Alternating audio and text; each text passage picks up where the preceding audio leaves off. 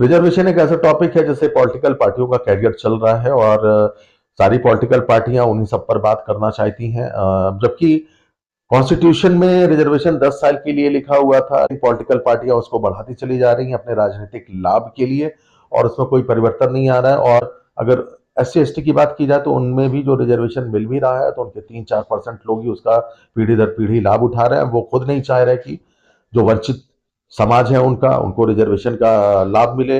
अपना खुद creamy layer में आकर फाइट नहीं करना चाह रहे हैं। वो चाह रहे हैं बार बार पीढ़ी दर पीढ़ी हमें रिजर्वेशन पाते रहें और उनको इसका लाभ ना मिले, पॉलिटिक्स होती रहे और हम अपना काबिज रहें। इसलिए वो नहीं चाहेंगे, वो झगड़े बढ़ाना चाहते हैं वो खुद और पॉलिटिकल पार्टियां, क्योंकि उन्हीं के बीच से ही लीडर आते हैं जो प्रतिनिधित्व करते हैं उन पार्टियों का भी। तो वो भी इस पर कोई चेंज जल्दी लाने की कोशिश नहीं कर रहे हैं। आप उस पर बात करें कि हमारे वंचित समाज को रिजर्वेशन मिले, कोई भी हो, किसी भी पार्टी के नेता हो, आप उनसे बोले ना हमारे वंचित समाज को रिजर्वेशन का बेनिफिट मिलना चाहिए और जो रिजर्वेशन का लाभ पा चुके हैं वो इससे बाहर जाए।